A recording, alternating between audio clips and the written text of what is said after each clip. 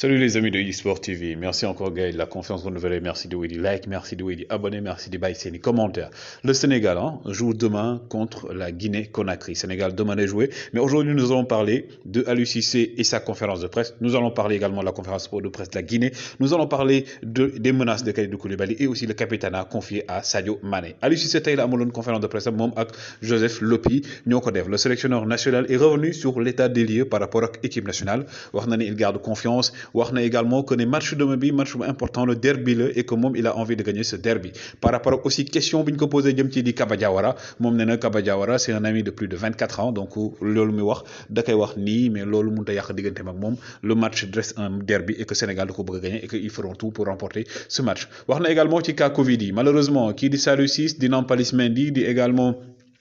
Pape Matar Sarr nee na gëmul ne mën na leen récupérer fii ak demain ci match bi pour ñu mën cee bokk ki également di Edouard Mendy aussi il est toujours malade moom bokkul ci liste boobu noonu Idrissa Gana Gueye aussi bokku ci nee na moom démb lañ def test yi à 10h mais test yi commencé na jur jiixi jaaxa seen xel parce que bu ñu defee test yi rek joueur yëpp day stressé ku nekk di moytu sa morom di xool kan moo ko am ak ku ko amul et que moom nee na am na lu bëri loo xam ne bëgg na ko wax ci test yi ndax gis na lu bëri loo xam ne tey moom ñaawlu na ko xelam tey na ci mais jotagul mu waxo bu jotee moom dina ko ci wax il va parler de ça mais il ne fait pas trop confiance aux tests plutôt PCR fait par la CAF entre guillemets loolu la ko waxee loolu boog lay junj par rapport ak li nga xam ne moom moo ci am il est revenu aussi Aliou Cissé ci état d'esprit des Lions yi donc wax na ne demain il va faire en sorte de faire le maximum pour teg équipe bi gën a baax ci équipe yi pour mën a gagner Guinée tax loolu mooy objectif bi record moo joxe information bi démb Kalidou Koulibaly qui menace de quitter la tanière lu tax nag Kalidou Koulibaly menace de quitter la tanière selon les informations mooy que ne moom dafa bëggoon ñu defal ko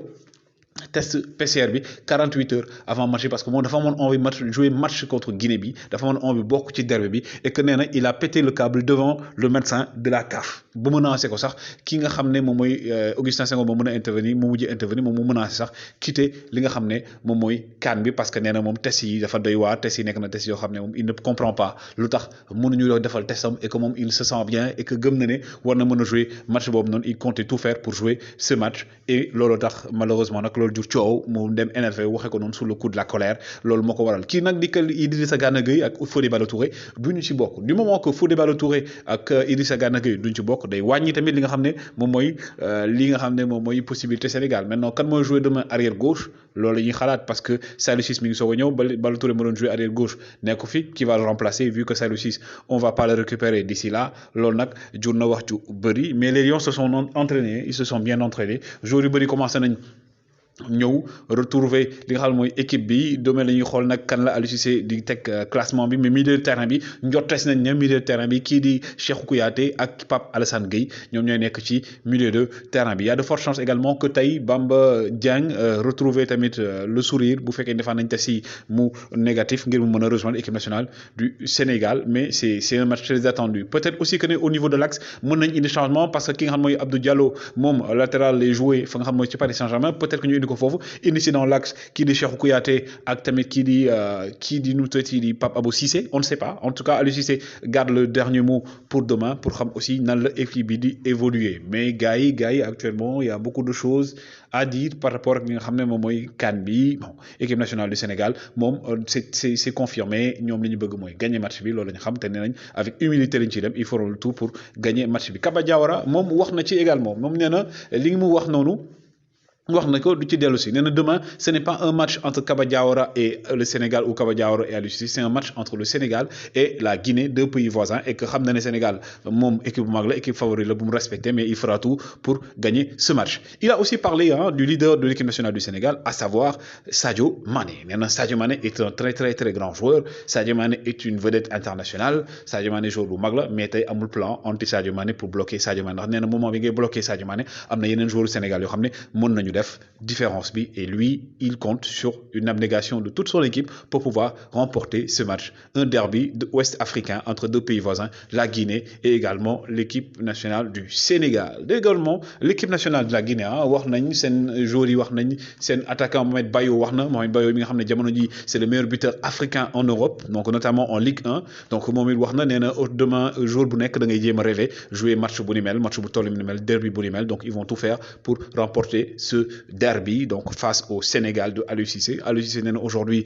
donc moom xam na ne match demain bi match bu am solo la match bu important la ndax ku ko gagné da ngay qualifier directement et que le Sénégal doit tout faire pour se qualifier directement en attendant de recevoir bien entendu les autres joueurs yi nga xam ne ñi ngi dañoo am Covid et tout et espérons aussi que ne fi dañuy jouer huitième de finale yi gagné ko kii di Idrissa plutôt Ismaïla Sarr mën a rejoindre donc Mohamed Bayo moom wax na ko ne demain ce sera un match de lion un match donc de guerrier diggante Guinée ak Sénégal deux pays qui se respectent aussi 2006 Sénégal moo gagné woon Guinée mais demain ce sera un autre match donc les gars bonne chance au Sénégal yàlla na Sénégal gagné mais aussi bonne chance à l'équipe de la Guinée-Conakry en espérant bien entendu que le Sénégal va l'emporter et que l'Afrique va continuer à vibrer pour le football gars yi donc quant à vous gars yi ma leen dois encore toujours continuez à vous abonner continuez également à donner vos suggestions à liker à donner votre avis pour vous faites votre pronostic pour le match de demain Sénégal-Guinée qui va remporter le match sur quel score plutôt ak ban appréciation ngeen def ci Aliou Cissé wax par rapport ak Covid bi et tout et aussi la réaction de Kalidou Koulibaly en attendant voici les images de Aliou Cissé di wax ak kii di Sadio Mané naan ko demain yaay patron bi yaa ko mës a nekk mais suba yaay takkal brassard bi yaa war a porter équipe bi lii ak lii lay xaar ci yow ça se passe comme ça toujours sur eSport TV un plaisir de vous servir gars yi merci de continuer à liker et de partager et de vous abonner jaa ngeen jëf